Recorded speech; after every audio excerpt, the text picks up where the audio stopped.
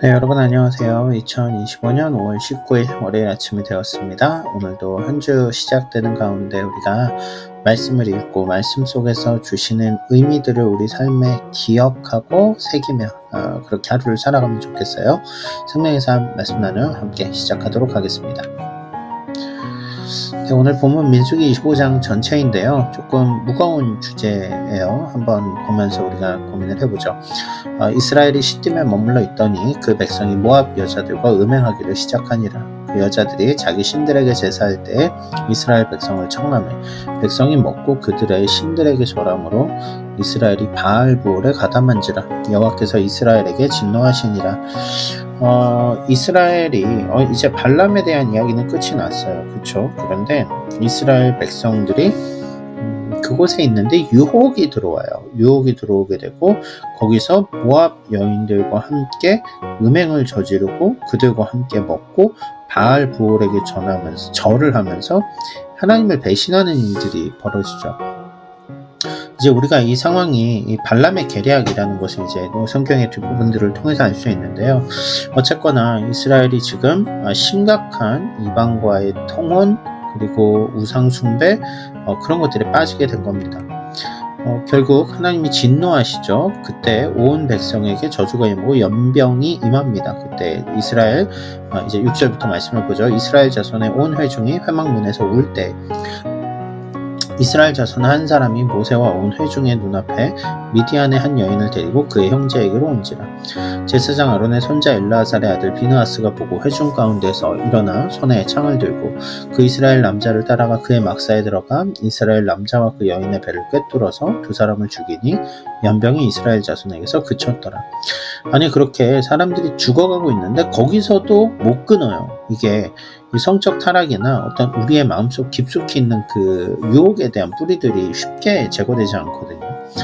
백성들이 울고 있는데 그 가운데 또 미디안 여인을 데려와서 자기 침실, 자기의 그 텐트로 들어가서 관계를 맺는 거죠.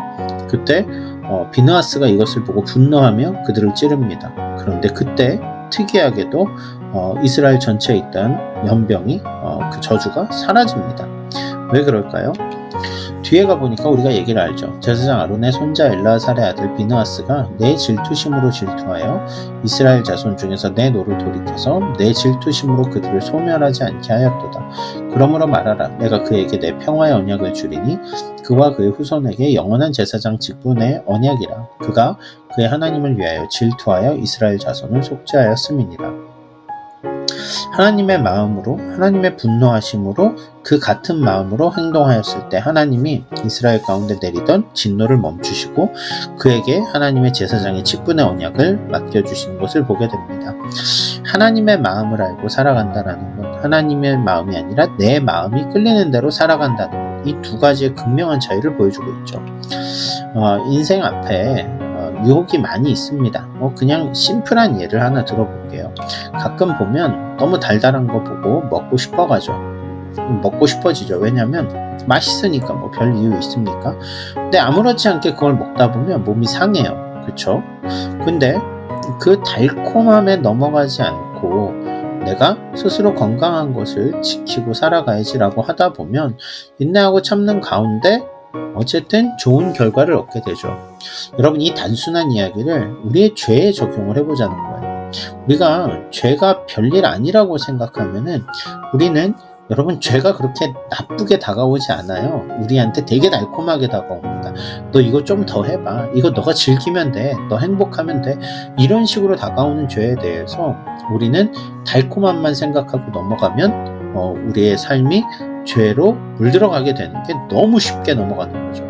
하지만 인내하며 참는 가운데 또 우리가 십자가를 의지하며 나아가는 가운데 우리의 인생이 하나님의 마음이 어떠한가를 배워가게 될 거예요.